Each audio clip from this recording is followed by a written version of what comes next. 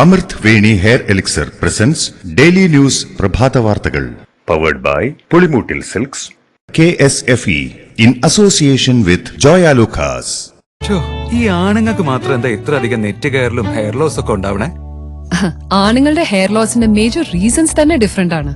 സ്കാൽപ്പിലുള്ള 5 alpha reductase എന്ന enzyme നിങ്ങളുടെ ഹോർമോണുമായി ചേർന്ന് ഹെയർ ഫോളിക്കിൾസിനെ ചുരുക്കുന്നു. Amrutveni hair elixir for men use ചെയ്യൂ. പുരുഷന്മാർക്ക് വേണ്ടി ബയോടെക്നോളജി പ്രകാരം പ്രത്യേകം ഡെവലപ്പ് ചെയ്തത്. നമസ്കാരം, ഞാൻ ഡെയ്സി ബിജു. ഡെയിലി ന്യൂസിന്റെ പ്രഭാത വാർത്തകളിലേക്ക് സ്വാഗതം. ഇന്ന് മെയ് 14 ബുധനാഴ്ച. ഇന്ത്യ പാകിസ്ഥാൻ വെടിനിർത്തൽ ധാരണ തന്റെ മിടുക്കുമൂലമെന്ന് ആവർത്തിച്ച് അമേരിക്കൻ പ്രസിഡന്റ് ഡൊണാൾഡ് ട്രംപ്. വ്യാപാര കരാർ ചർച്ചകൾ ഉപയോഗിച്ചാണ് ഇരു രാജ്യങ്ങളെയും വെടിനിർത്തൽ ധാരണയിലേക്ക് എത്തിച്ചതെന്നും 4 വർഷം നീളേണ്ട സംഘർഷമാണ് താൻ അവസാനിപ്പിച്ചതെന്നുമായിരുന്നു ട്രംപിന്റെ അവകാശവാദം. ഗൾഫ് പര്യടനത്തിന്റെ ഭാഗമായുള്ള സൌദി സന്ദർശനത്തിനിടെയായിരുന്നു ട്രംപിന്റെ പരാമർശം. പഹൽഗാമിൽ ഭീകരാക്രമണം നടത്തിയ TRFന്റെ ചീഫ് ഓപ്പറേറ്റിംഗ് കമാൻഡർ ഷഹീദ് കൂട്ടെ സൈന്യവുമായുള്ള ഏറ്റുമുട്ടലിൽ കൊല്ലപ്പെട്ടു. ജമ്മു കാശ്മീരിലെ അതിർത്തി മേഖലയായ ഷോപ്പിയാനിൽ നടന്ന ഏറ്റുമുട്ടലിലാണ് സംഭവം. മറ്റു 2 ഭീകരർ കൂടി ഏറ്റുമുട്ടലിൽ കൊല്ലപ്പെട്ടിട്ടുണ്ട്. 3 ഭീകരരിൽ 2 പേരെയാണ് തിരിച്ചറിഞ്ഞത്. ഷോപ്പിയാൻ സ്വദേശി അദ്നാൻ ഷാഫിയാണ് കൊല്ലപ്പെട്ട രണ്ടാമൻ. ഇന്ത്യ പാകിസ്ഥാൻ വെടിനിർത്തലുമായി ബന്ധപ്പെട്ട് തുടർച്ചയായി പല അവകാശവാദങ്ങളും ഉന്നയിക്കുന്ന അമേരിക്കൻ പ്രസിഡന്റ് ഡൊണാൾഡ് ട്രംപിനെ തള്ളി ഇന്ത്യ.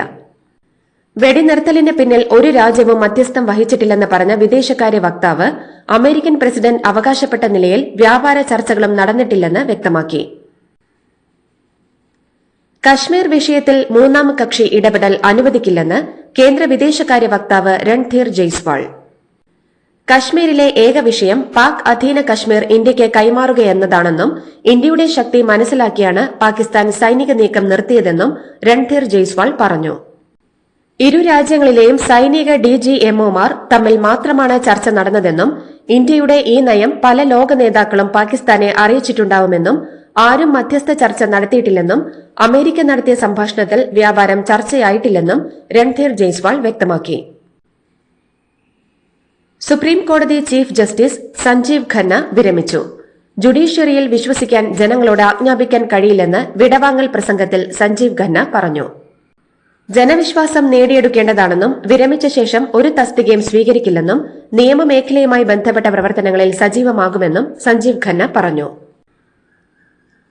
ജസ്റ്റിസ് BR ഗവായ് രാജ്യത്തിന്റെ 52ാമത് സുപ്രീം കോടതി ചീഫ് ജസ്റ്റിസായി ഇന്ന് ചുമതലയേൽക്കും. രാഷ്ട്രപതി ഭവനിൽ രാവിലെ 11 മണിക്ക് നടങ്ങുന്ന ചടങ്ങിൽ രാഷ്ട്രപതി ദ്രൌപതി മുർമുവാണ് പുതിയ ചീഫ് ജസ്റ്റിസിന് സത്യവാചകം ചൊല്ലിക്കൊടുക്കുക. ഇലക്ട്രൽ ബോണ്ട് കേസ്, ബുൾഡോസർ രാജിനെതിരായ വിധി എന്നിവയടക്കം സുപ്രധാന വിധി ന്യായങ്ങളിലൂടെ ശ്രദ്ധേയനായ അദ്ദേഹം മുൻ കേരള ഗവർണറായിരുന്ന RS ഗവായിയുടെ മകനാണ്. വന്യജീവി ആക്രമണത്തിൽ കൊല്ലപ്പെടുന്നവരുടെ കുടുംബത്തിന് 10 ലക്ഷം രൂപ സഹായധനം പ്രഖ്യാപിച്ച് സർക്കാർ. 4 ലക്ഷം രൂപ ദുരന്ത പ്രതികരണ നിധിയിൽ നിന്നും ബാക്കി 6 ലക്ഷം രൂപ വനം വകുപ്പ് തനത് ഫണ്ടിൽ നിന്നും ആയിരിക്കും ലഭ്യമാക്കുക. ആക്രമണം വനത്തിലായാലും പുറത്തായാലും സഹായധനം ലഭിക്കും. പാമ്പ്, തേനീച്ച, കടന്നൽ എന്നിവയുടെ ആക്രമണത്തിൽ മരിക്കുന്നവരുടെ കുടുംബത്തിന് 4 ലക്ഷം രൂപയാണ് സഹായധനമായി ലഭിക്കുക. കോൺഗ്രസിന്റെ മുനമ്പം ഐക്യദാർഢ്യ സദസ്സ് 15-ന് നടക്കുമെന്ന് എറണാകുളം DCC അറിയിച്ചു. മുനമ്പം വിഷയം വർഗീയ ചേരിതിരിവിന് ഉപയോഗിക്കുന്ന BJP, CPM കൂട്ടുകെട്ടിനെതിരെയും കുടിയൊഴിപ്പിക്കലിനെതിരെയും എറണാകുളം ജില്ലാ കോൺഗ്രസ് കമ്മിറ്റിയുടെ നേതൃത്വത്തിൽ മുനമ്പം ഐക്യദാർഢ്യ സദസ്സ് നാളെ വൈകിട്ട് 5 മണിക്ക് ചെറായി ജംഗ്ഷനിൽ നടക്കുമെന്ന് DCC പ്രസിഡന്റ് മുഹമ്മദ് ഷിയാസ് അറിയിച്ചു. സംസ്ഥാനത്ത് തെരഞ്ഞെടുപ്പിനൊരുങ്ങാൻ ഹൈക്കമാൻഡ് നിർദ്ദേശം നൽകിയതായി പുതിയ KPCC അധ്യക്ഷൻ സണ്ണി ജോസഫ്. ദില്ലിയിൽ കോൺഗ്രസ് ദേശീയ നേതൃത്വവുമായി നടത്തിയ ചർച്ചയ്ക്ക് ശേഷം മാധ്യമപ്രവർത്തകരോട് സംസാരിക്കുകയായിരുന്നു അദ്ദേഹം. സംസ്ഥാനത്ത് തദ്ദേശ നിയമസഭാ തെരഞ്ഞെടുപ്പുകളിൽ മികച്ച വിജയം നേടുമെന്ന് അദ്ദേഹം പറഞ്ഞു. പുനഃസംഘടനയിലെ തുടർ നടപടികൾ എപ്പോഴെന്നത് നേതൃതലത്തിൽ ചർച്ച ചെയ്ത് തീരുമാനിക്കുമെന്നും സണ്ണി ജോസഫ് വ്യക്തമാക്കി.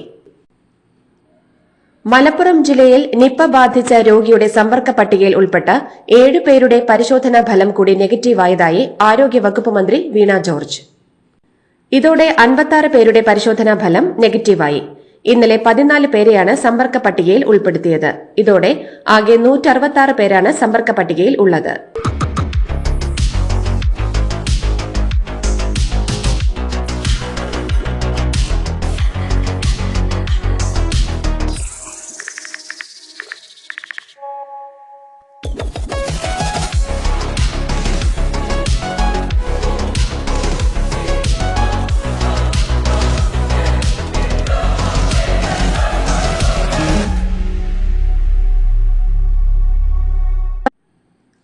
ബിഗ് ബോസ് താരം അഖിൽ മാരാർക്കെതിരെ ജാമ്യമില്ലാ വകുപ്പ് പ്രകാരം കേസെടുത്ത് പോലീസ്. സോഷ്യൽ മീഡിയ വഴി ദേശവിരുദ്ധ പ്രസ്താവന നടത്തിയെന്ന പരാതിയിലാണ് അഖിൽ മാരാർക്കെതിരെ കേസെടുത്തത്. ബിജെപി കൊട്ടാരക്കര മണ്ഡലം പ്രസിഡന്റ് അനീഷ് കിഴക്കേക്കര നൽകിയ പരാതിയിലാണ് കൊട്ടാരക്കര പോലീസ് കേസെടുത്തത്. ഇന്ത്യ പാകിസ്ഥാൻ ഏറ്റുമുട്ടലിൽ വെടിനിർത്തൽ പ്രഖ്യാപിച്ചതിന് പിന്നാലെ അഖിൽ മാരാർ സാമൂഹിക മാധ്യമത്തിൽ വീഡിയോ പോസ്റ്റ് ചെയ്തിരുന്നു. വീഡിയോയിലെ ഉള്ളടക്കം രാജ്യവിരുദ്ധമെന്നായിരുന്നു പരാതി. യുദ്ധം അവസാനിപ്പിക്കണമെന്നതിന് യാതൊരു തർക്കവും വേണ്ടെന്നും എന്നാൽ അത് ആത്മാഭിമാനം അമേരിക്കയ്ക്ക് പണയം വെച്ചിട്ടാവരുതെന്നും അഖിൽ മാരാർ ഫേസ്ബുക്കിൽ കുറിച്ചിരുന്നു. അടുത്ത 10 വർഷത്തിനുള്ളിൽ കേരളത്തെ ലോകത്തിലെ തൊഴിലവസരങ്ങളുടെ ഏറ്റവും വലിയ ലക്ഷ്യസ്ഥാനമാക്കി മാറ്റുകയാണ് ലക്ഷ്യമെന്ന് ധനവകുപ്പ് മന്ത്രി കെ എൻ ബാലഗോപാൽ. മന്ത്രി പി രാജീവിന്റെ നേതൃത്വത്തിൽ കളമശ്ശേരി മണ്ഡലത്തിലെ പരാതികൾ പരിഹരിക്കുന്നതിനായി സംഘടിപ്പിച്ച പബ്ലിക് സ്ക്വയർ പരാതി പരിഹാര അദാലത്ത് ഉദ്ഘാടനം ചെയ്ത് സംസാരിക്കുകയായിരുന്നു അദ്ദേഹം. ഷവർമ കഴിക്കുന്നതിനെതിരെ RSS മുഖപത്രമായ കേസരി വാരികയുടെ മുഖ്യ പത്രാധിപർ NR മധു. കൊല്ലത്ത് നടന്ന പരിപാടിയിലാണ് ഷവർമയ്ക്കെതിരെ RSS നേതാവ് രംഗത്തെത്തിയത്. ആഹാരം തൃപ്തി തോന്നണമെങ്കിൽ ഇപ്പോൾ അറേബ്യൻ ഫുഡ് കഴിക്കണമെന്നാണ് ചിന്താഗതിയെന്ന് അദ്ദേഹം പറഞ്ഞു.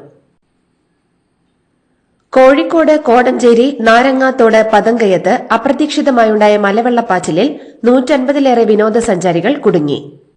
ഇന്നലെ വൈകിട്ട് 4-ഓടെയാണ് മലവെള്ളപ്പാച്ചിൽ ഉണ്ടായത്. പെട്ടെന്ന് തന്നെ ഇവിടെ ഉണ്ടായിരുന്നവർ പുഴയുടെ ഇരുകരകളിലേക്കും മാറിയതിനാൽ വലിയ അപകടം ഒഴിവാകുകയായിരുന്നു.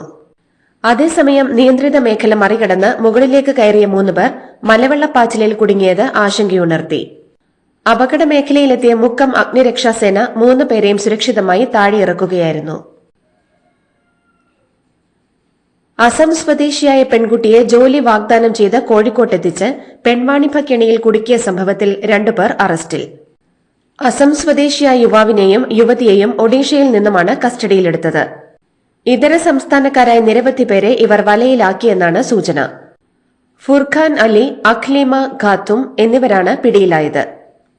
ഇക്കഴിഞ്ഞ മെയ് 3-ന് കോഴിക്കോട് മെഡിക്കൽ കോളേജ് പോലീസ് സ്റ്റേഷനിലേക്ക് പാഞ്ഞു കയറിയ പ്രായപൂർത്തിയാകാത്ത പെൺകുട്ടി നൽകിയ വിവരങ്ങളിൽ നിന്നാണ് നഗരത്തിൽ ഇതര സംസ്ഥാനക്കാരെ എത്തിച്ചു നടക്കുന്ന പെൺവാണിഭ സംഘത്തെക്കുറിച്ച് പോലീസിന് സൂചന ലഭിച്ചത്. ജമ്മു കാശ്മീരും പഞ്ചാബും രാജസ്ഥാനും ഗുജറാത്തും അടക്കമുള്ള അതിർത്തി മേഖലകൾ ഇന്നലെ രാത്രിയും ഇന്ന് പുലർച്ചെയും ശാന്തമായിരുന്നുവെന്ന് റിപ്പോർട്ടുകൾ. എവിടെയും ഡ്രോൺ സാന്നിധ്യം കണ്ടതായോ സൈന്യം തിരിച്ചടിച്ചതായോ റിപ്പോർട്ടില്ല. ഇതിനിടെ പഞ്ചാബിലെ 5 അതിർത്തി ജില്ലകളിലെ സ്കൂളുകൾ ഇന്ന് തുറക്കും. രാവിലെ മുതൽ ഉച്ചവരെ സ്കൂളുകൾ തുറന്ന് പ്രവർത്തിക്കാനാണ് തീരുമാനം. എന്നാൽ ജമ്മുവിൽ സ്കൂളുകൾ തുറക്കാൻ വൈകും.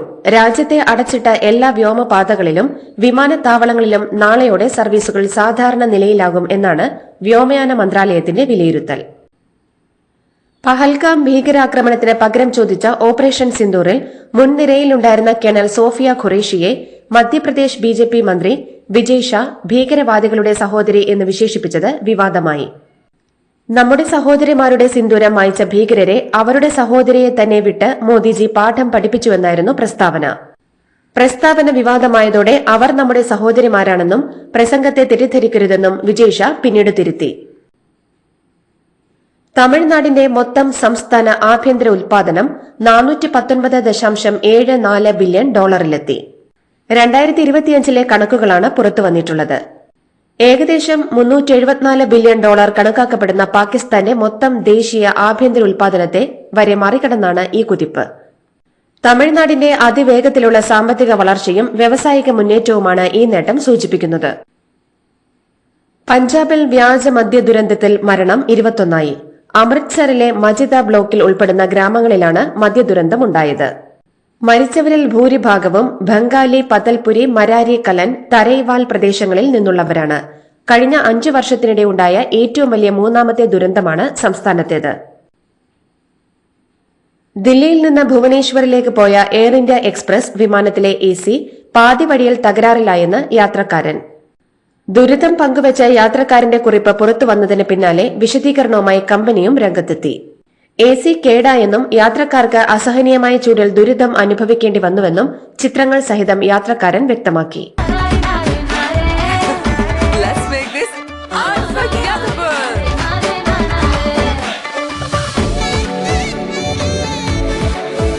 Make every wedding unforgettable with Joya Lucas Diamond Wedding Collection. Joya Lucas, world's favorite jeweler. Office സമയം കഴിഞ്ഞാലും അവധി ദിനമാണെങ്കിലും പണത്തിന് ആവശ്യമെങ്കിൽ മൊബൈൽ ആപ്പ് വഴി ഉടനടി അക്കൗണ്ടിലെത്തും. അതാണ് KSFE smart gold over draft. ഏത് ശാഖയിലും സ്വർണം വയ്ക്കൂ, മൊബൈൽ ആപ്പ് വഴി എപ്പോഴും എവിടെ വെച്ചും പണം പിൻവലിക്കൂ. പരമാവധി 50 ലക്ഷം രൂപ വരെ. അതിവേഗ പ്രോസസിംഗ്, 24/7 സേവനം. ഇനി ആവശ്യങ്ങൾക്ക് അവധി കൊടുക്കേണ്ട, സമയവും നോക്കേണ്ട. KSFE smart gold over draft. Digitally super charge your gold. India US ഉഭയകക്ഷി വ്യാപാര കരാർ ചർച്ചകൾക്ക് കേന്ദ്ര വാണിജ്യ മന്ത്രി പീയൂഷ് ഗോയലിന്റെ നേതൃത്വത്തിലുള്ള സംഘം അമേരിക്കയിലേക്ക്. മെയ് 16 മുതലാണ് കൂടിക്കാഴ്ചകൾക്കായി ഗോയലും സംഘവും അമേരിക്കയിലെത്തുക. ഇന്ത്യ US വ്യാപാര കരാറിന്റെ ആദ്യഘട്ട ചർച്ചകളാണ് സന്ദർശനത്തിന്റെ പ്രധാന അജണ്ട. പകരം തീരുവയിൽ 90 ദിവസം ഇളവ് നൽകിയ സാഹചര്യത്തിൽ ചർച്ചകൾ നിർണായകമാണ്. ഇന്ത്യയിലെ പാകിസ്ഥാൻ ഹൈക്കമ്മീഷൻ ഉദ്യോഗസ്ഥനെ പുറത്താക്കിയതിന് പിന്നാലെ ഇസ്ലാമാബാദിലെ ഇന്ത്യൻ ഹൈക്കമ്മീഷൻ ഉദ്യോഗസ്ഥനെ പാകിസ്ഥാനും പുറത്താക്കി. ദില്ലിയിലെ പാക് ഹൈക്കമ്മീഷനിലെ ഉദ്യോഗസ്ഥനെതിരെ കേന്ദ്ര സർക്കാർ ഇന്നലെ നടപടിയെടുത്തിരുന്നു. ഉടനടി രാജ്യം വിടാനുള്ള നിർദ്ദേശമാണ് ഇന്ത്യ നൽകിയത്. നയതന്ത്ര ഉദ്യോഗസ്ഥന് ചേരാത്ത പെരുമാറ്റത്തിന്റെ പേരിലായിരുന്നു നടപടി. അബദ്ധത്തിൽ അതിർത്തി കടന്നതിന് പാകിസ്ഥാൻ കസ്റ്റഡിയിലുള്ള BSF ജവാൻ PK സാഹുവിനെ കുറിച്ച് ഇപ്പോൾ അപ്ഡേറ്റ് നൽകാനില്ലെന്നും ജവാന്റെ മോചനവുമായി ബന്ധപ്പെട്ട ചോദ്യങ്ങൾക്ക് മറുപടി നൽകാൻ ആവില്ലെന്നും വിദേശകാര്യ വക്താവ് രൺധീർ ജയ്സ്വാൾ. വിദേശകാര്യ മന്ത്രാലയം ഇന്നലെ വൈകിട്ട് വിളിച്ചു ചേർത്ത വാർത്താ സമ്മേളനത്തിലാണ് BSF ജവാന്റെ മോചനവുമായി ബന്ധപ്പെട്ട ചോദ്യം ഉയർന്നത്. അമേരിക്കൻ പ്രസിഡന്റ് ഡൊണാൾഡ് ട്രംപുമായി നടത്തിയ ചർച്ചയിൽ തന്ത്രപ്രധാന സാമ്പത്തിക സഹകരണ കരാറും പ്രതിരോധ കരാറുകളിലും ഒപ്പുവെച്ച് സൌദി അറേബ്യ. $142 ബില്യൺ പ്രതിരോധ കരാറാണ് സൌദിയും അമേരിക്കയും ഒപ്പുവെച്ചത്. വിവിധ വികസന പദ്ധതികൾക്കായി US-ൽ $60,000 കോടി നിക്ഷേപിക്കാൻ സൌദി തീരുമാനിച്ചു. അമേരിക്കയും ഗൾഫ് രാജ്യങ്ങളുമായുള്ള സുപ്രധാന ഉച്ചകോടി ഇന്ന് നടക്കും. സൌദിയിലെത്തിയ അമേരിക്കൻ പ്രസിഡന്റ് ഡൊണാൾഡ് ട്രംപിന് മണ്ണിലും വിണ്ണിലും രാജകീയ സ്വീകരണമാണ് സൌദി ഒരുക്കിയത്. ഓപ്പറേഷൻ സിന്ദൂറിന് ശേഷം പാകിസ്ഥാന്റെ വടക്കൻ മേഖലയിൽ റേഡിയേഷൻ ചോർച്ചയുണ്ടായെന്ന വ്യാജ പ്രചാരണം. പാകിസ്ഥാൻ കാലാവസ്ഥാ വ്യതിയാന മന്ത്രാലയത്തിന്റേതെന്ന് അവകാശപ്പെടുന്ന ഒരു രേഖയാണ് ഈ പ്രചാരണം നടത്താൻ ഉപയോഗിക്കുന്നത്. എന്നാൽ ഈ രേഖ വ്യാജമാണെന്ന് വ്യക്തമായിട്ടുണ്ട്. ചട്ടാർ സമതലത്തിനടുത്തുള്ള ഒരു വ്യാവസായിക കേന്ദ്രത്തിൽ റേഡിയേഷൻ ചോർച്ചയുണ്ടായെന്നാണ് ഈ രേഖയിൽ പറയുന്നത്. ബംഗ്ലാദേശിൽ മുൻ പ്രധാനമന്ത്രി ഷെയ്ഖ് ഹസീനയുടെ നേതൃത്വത്തിലുള്ള അവാമി ലീഗിനെ നിരോധിച്ചതിൽ ആശങ്ക പ്രകടിപ്പിച്ച് ഇന്ത്യ. ബംഗ്ലാദേശിൽ അവാമി ലീഗിനെ നടപടിക്രമങ്ങളില്ലാതെ നിരോധിച്ചത് ആശങ്കാജനകമായ സംഭവ വികാസമാണെന്നും ജനാധിപത്യ രാജ്യമെന്ന നിലയിൽ സ്വാതന്ത്ര്യങ്ങൾ വെട്ടിക്കുറയ്ക്കുന്നതിലും രാഷ്ട്രീയ ഇടങ്ങൾ ചുരുങ്ങുന്നതിലും ഇന്ത്യ സ്വാഭാവികമായും ആശങ്കാകുലരാണെന്നും ബംഗ്ലാദേശിൽ സ്വാതന്ത്ര്യവും നീതിയുക്തവും എല്ലാവരെയും ഉൾക്കൊള്ളുന്നതുമായ തെരഞ്ഞെടുപ്പുകൾ എത്രയും വേഗം നടത്തുന്നതിനെ തങ്ങൾ ശക്തമായി പിന്തുണയ്ക്കുമെന്നും വിദേശകാര്യ മന്ത്രാലയ വക്താവ് രൺധീർ ജയ്സ്വാൾ പറഞ്ഞു. സിറിയയ്ക്ക് മേലുള്ള ഉപരോധം പിൻവലിക്കുമെന്ന് ഗൾഫ് സന്ദർശനത്തിനെത്തിയ അമേരിക്കൻ പ്രസിഡന്റ് ഡൊണാൾഡ് ട്രംപ്. ട്രംപിന്റെ ഈ പ്രഖ്യാപനത്തെ സൌദി കിരീടാവകാശി ഉൾപ്പെടെയുള്ള സദസ്സ് എഴുന്നേറ്റ് നിന്ന് കൈയടിച്ചാണ് സ്വീകരിച്ചത്. സിറിയയിലെ പുതിയ സർക്കാർ രാജ്യത്തെ നന്നായി നയിക്കുമെന്ന പ്രതീക്ഷ പങ്കുവച്ചാണ് ട്രംപ് സിറിയയ്ക്കെതിരായ അമേരിക്കൻ ഉപരോധം പിൻവലിക്കുമെന്ന് പ്രഖ്യാപിച്ചത്. ഉപരോധം നീക്കാനുള്ള അമേരിക്കൻ നീക്കത്തെ സ്വാഗതം ചെയ്ത് സിറിയയും രംഗത്തെത്തി. രോഹിത് ശർമ്മയ്ക്കും വിരാട് കോഹ്ലിക്കും പിന്നാലെ വിരമിക്കുന്നു എന്ന വാർത്തകൾ തള്ളി മുതിർന്ന താരം മുഹമ്മദ് ഷമി. മാധ്യമ റിപ്പോർട്ടിന്റെ സ്ക്രീൻഷോട്ട് ഇൻസ്റ്റഗ്രാമിൽ പങ്കുവച്ചാണ് ഷമിയുടെ പ്രതികരണം. ഇത്തരം റിപ്പോർട്ടുകൾ തന്റെ ഭാവിയെ ഇല്ലാതാക്കുന്നതാണെന്നും ഇനിയെങ്കിലും തന്നെക്കുറിച്ച് നല്ലതെഴുതാൻ ശ്രമിക്കുമെന്നും ഷമി കുറിച്ചു. ഖത്തർ ആതിഥേയത്വം വഹിക്കുന്ന ഫിഫ അണ്ടർ-17 ലോകകപ്പിന്റെ ഔദ്യോഗിക ലോഗോ പുറത്തിറക്കി. ടൂർണമെന്റിന്റെ പേര് സൂചിപ്പിക്കുന്ന പോലെ U17 എന്ന മാതൃകയിലാണ് ലോഗോ തയ്യാറാക്കിയത്. ലോകകപ്പിലെ ജേതാക്കൾക്കായി സമ്മാനിക്കുന്ന ട്രോഫിയുടെ മാതൃകയും ലോഗോയിൽ ഉൾപ്പെടുത്തിയിട്ടുണ്ട്. നവംബർ 3 മുതൽ 27 വരെയാണ് കാൽപന്ത് ലോകത്തെ ഭാവി താരങ്ങൾ മാറ്റുരയ്ക്കുന്ന വിശ്വമേളയ്ക്ക് ഖത്തർ വേദിയൊരുക്കുന്നത്. ഇതോടുകൂടി ഡെയിലി ന്യൂസിന്റെ ഇന്നത്തെ പ്രഭാത വാർത്തകൾ സമാപിക്കുന്നു. ഡെയിലി ന്യൂസിന് വേണ്ടി വാർത്തകൾ വായിച്ചത് ഡെയ്സി ബിജു. ഡെയിലി ന്യൂസ് ലൈവ്.in വാർത്തകൾ വിരൽ തുമ്പിൽ.